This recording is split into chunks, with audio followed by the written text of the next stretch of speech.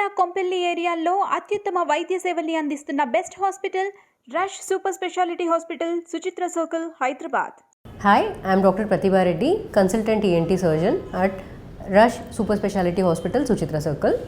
So ఈరోజు నేను one of the most common topic in ENT గురించి డిస్కస్ చేస్తున్నానండి. సో ఎవ్రీడే మనకు చాలామంది పేషెంట్స్ వస్తూ ఉంటారు. లైక్ నాకు కంటిన్యూస్గా తుమ్ములు వస్తున్నాయి, ముక్కులో నుంచి నీరు కారుతూ ఉంది, ముక్కులో గొంతులో ఇచ్చింగ్ ఉంది, ఇలాంటి ప్రాబ్లమ్స్తో వస్తూ ఉంటారు.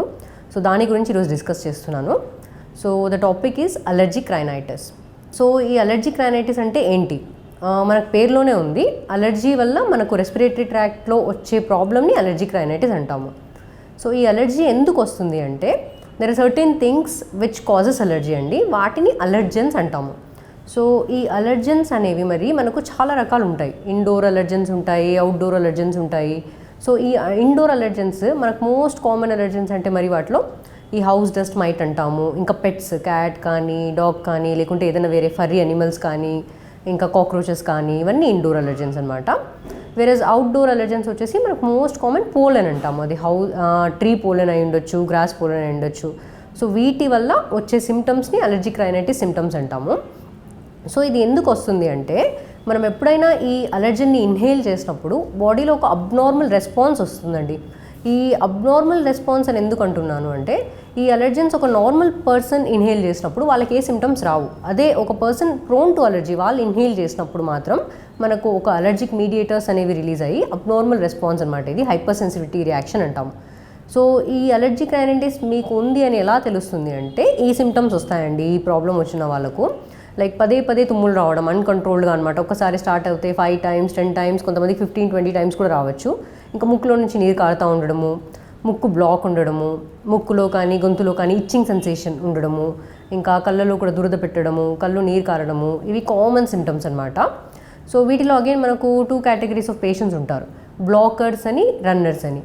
ఈ బ్లాకర్స్ అనే వాళ్ళు ఎలా అంటే వాళ్ళకు ముక్కు బ్లాక్ మెయిన్ కంప్లైంట్ అనమాట. వేరే రన్నర్స్ అనే వాళ్ళకు ముక్కు కారుతూ ఉంటుంది, that is the main complaint. ఇంకా ఇవి కాకుండా కూడా మనకు వేరే సిమ్టమ్స్ కూడా వస్తాయి దీనివల్ల.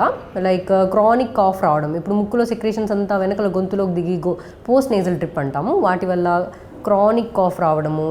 ఇంకా పిల్లల్లో అయితే చెవిల్లో నీరు చేరుకొని ఓటైటిస్ మీడియా విత్ ఎఫ్యూజన్ అంటాము, దాన్ని హియరింగ్ ప్రాబ్లమ్స్ కాజ్ చేయడం అదంతా ఉంటుంది. అండ్ ఆల్సో అలర్జిక్ రైనైటిస్ ఉన్న పేషెంట్స్కి they are more prone for allergic asthma also అనమాట. సో కంప్లైంట్స్ ఆఫ్ వీజింగ్ అట్లా ఏమన్నా ఉన్నా కూడా చూసుకోవాలి. సో ఇప్పుడు ఈ అలర్జిక్ రైనైటిస్ మరి మనకు సీజనల్ ఉంటుంది, పెరీనియల్ ఉంటుంది. ఇప్పుడు సీజనల్ ఉండే వారికి ఎలా అంటే ఒక సర్టెన్ సీజన్లో మాత్రమే సిమ్టమ్స్ ఉంటాయి. వీళ్ళకి మోస్ట్ కామన్లీ పోలెన్ అలర్జీ అనమాట. ఇది కాకుండా పెరీనియల్ అంటాము, వాళ్ళకు through out the year symptoms ఉంటాయి. ఓకే, ఇప్పుడు చాలామంది అడుగుతూ ఉంటారు ఈ అలర్జీ మనకు ఫ్యామిలీలో రన్ అవుతుందా అనేసి. ఎస్ అండి, ఈ అలర్జీ అటోపీ అనేది జెనెటిక్ ప్రీడిస్పోజ్డ్ అనమాట. అంటే ఇప్పుడు పేరెంట్స్కి అటోపీ ఉన్న వాళ్ళకు పిల్లలకు వచ్చే ఛాన్స్ ఎక్కువ ఉంటుంది. ఇది కాకుండా మరి అడుగుతూ ఉంటారు లైక్ ఇంట్లో ఒకరికి మిగతా వాళ్ళకి వచ్చే ఛాన్స్ ఉంటుందా, స్ప్రెడ్ అవుతుందా, అలా కూడా అడుగుతుంటారు. బట్ లేదు, allergic rhinitis is not contagious అనమాట. ఇది పర్సన్ టు పర్సన్ స్ప్రెడ్ అయ్యేది అలా ఉండదు. ఓకే, సో ఇప్పుడు ఓకే మీకు ఈ సిమ్టమ్స్ ఉన్నాయి, మీకు అలర్జిక్ రైనైటిస్ ఉంది, what to do next? First thing, go and consult your ENT specialist అనమాట. చాలామంది పేషెంట్స్ వస్తూ ఉంటారు లైక్ మేడం నాకు ఈ సిమ్టమ్స్ ఉన్నాయి, తుమ్ములు వస్తున్నాయి, నేను 3-4 months నుంచి మెడికేషన్స్ తీసుకుంటా ఉన్నాను, తగ్గట్లేదు, నేను 1 month 2 months నుంచి యాంటీబయాటిక్స్ తీసుకుంటున్నాను, నాకు తగ్గట్లేదు అని చెప్తూ ఉంటారు. First thing, please stop self medicating అండి. పేరులోనే మరీ చెప్తా ఉన్నాను, అలర్జిక్ రైనైటిస్ అండి, ఇది అలర్జీ వల్ల వస్తుంది. సో యాంటీబయాటిక్స్ మీకు ఎటువంటి హెల్ప్ చేయవు. Okay, unnecessary over the counter antibiotics వేసుకోవడం వల్ల మనకు one of the most common problem in India ఇప్పుడు యాంటీబయాటిక్ రెసిస్టెన్స్ అనేది, అది డెవలప్ అవ్వడం తప్ప it is not going to help you. So please stop self medicating. Okay, so మీరు ఒక్కసారి మీ ఈఎన్టీ స్పెషలిస్ట్ దగ్గరికి పోయినప్పుడు they will take your proper history అనమాట. తర్వాత మిమ్మల్ని ఎగ్జామినేషన్ చేస్తారు. సో మీ నేజల్ డిశ్చార్జ్ ఎలా ఉంది అని. యూజువల్లీ అలర్జీలో వచ్చే డిశ్చార్జ్ తిన్నగా వాటరీగా ఉంటుందన్నమాట. అదే మనకు థిక్ ప్యూరినెంట్ డిశ్చార్జ్ ఉంటే మళ్ళీ ఇన్ఫెక్షన్స్ ఏమైనా ఉన్నాయా రూల్ అవుట్ చేయాలి.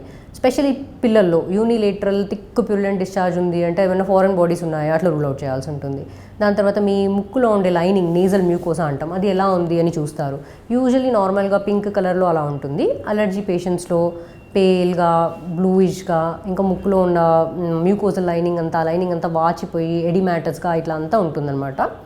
వీటితో పాటు వేరే ఏమన్నా అలర్జిక్ కండిషన్స్ ఉన్నాయా అని చూస్తారు. లైక్ డెర్మటాలజికల్ కండిషన్, ఎగ్జిమా అంటాము, లేకుంటే అలర్జిక్ రైనోకంజక్టివైటిస్, లైక్ కళ్ళలో అంత రెడ్ అయిపోయి నీరు కారడము, ఇచ్చింగ్ రావడము, అండ్ ఏమైనా వీజింగ్ ఏమైనా ఉందా to rule out allergic asthma, ఇవన్నీ చూసుకుంటాము.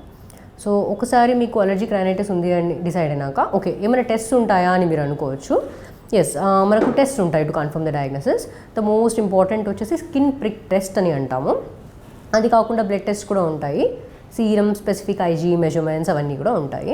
సో ఈ స్కిన్ ప్రిక్ టెస్ట్ అనేది ఏంటి అంటే, ఇప్పుడు నేను చెప్పాను మనకు చాలా రకాల అలర్జెన్స్ ఉంటాయి, హౌస్ డస్ట్ మైట్, పెట్ అలర్జీ అవన్నీ అని.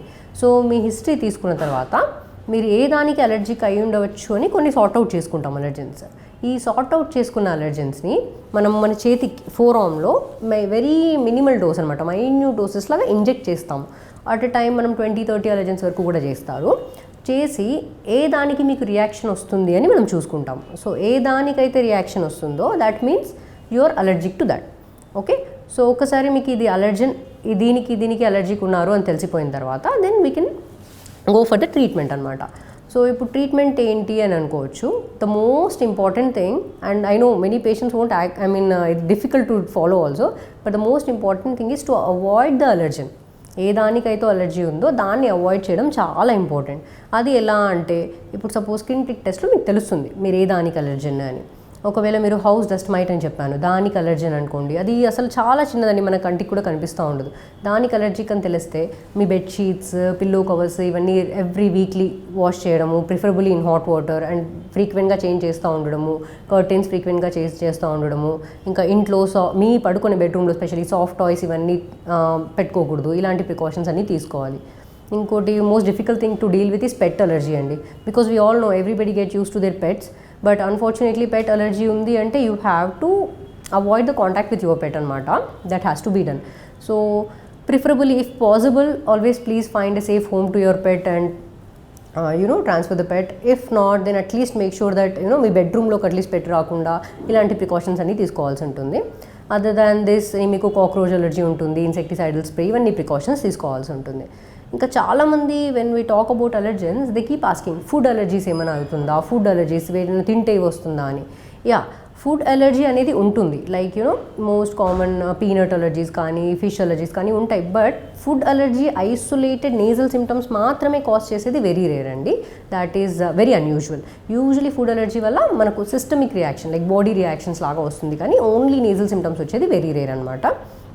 ఇంకా మోస్ట్లీ పీడియాట్రిక్ పేషెంట్స్ అయితే పిల్లల్లో మిల్క్ ఇంకా ఎగ్ అలర్జీస్ అని చెప్తూ ఉంటారు. Yes, milk and egg allergy ఎక్కువ ఉంటుంది పిల్లల్లో, but usually they outgrow it by 4 to 6 years of age అనమాట. ఓకే, సో ఇది అయిపోయిన తర్వాత మళ్ళీ సర్టెన్ మెడికేషన్స్ ఏమైనా ఉన్నాయా అనుకోవచ్చు. Yeah, we have certain set of medicines, antihistamines అంటాము, intranasal glucocorticoids, leukotriene antagonist, receptor antagonist, ఇలాంటివన్నీ ఉంటాయి. బేస్డ్ ఆన్ ద పేషెంట్ వాళ్ళ సిమ్టమ్స్ ఎంత సివియర్గా ఉంది, సిమ్టమ్స్ మైల్డా, మోడరేట్ సివియరా, లేకుంటే కంటిన్యూస్ సిమ్టమ్సా, ఇంటర్మిటెంట్ సిమ్టమ్సా అన్న దాన్ని బట్టి మనం ట్రీట్మెంట్ స్టార్ట్ చేస్తాము. సో ట్రీట్మెంట్లో మోస్ట్ కామన్లీ గివెన్ యాంటీహిస్టమైన్స్ అంటాము. మీకు ఇప్పుడు అలర్జీ ఎందుకు వస్తూ ఉంది అంటే అలర్జిక్ మీడియేటర్స్ అనేవి రిలీజ్ అవుతాయి కాబట్టి, వాటిలో మోస్ట్ కామన్ హిస్టమైన్ అనమాట. దీనివల్లనే మీకు తుమ్ములు రావడము, ముక్కులో నీరు కారడము, ఈ ఇచ్చింగ్ ఇదంతా ఉంటుంది.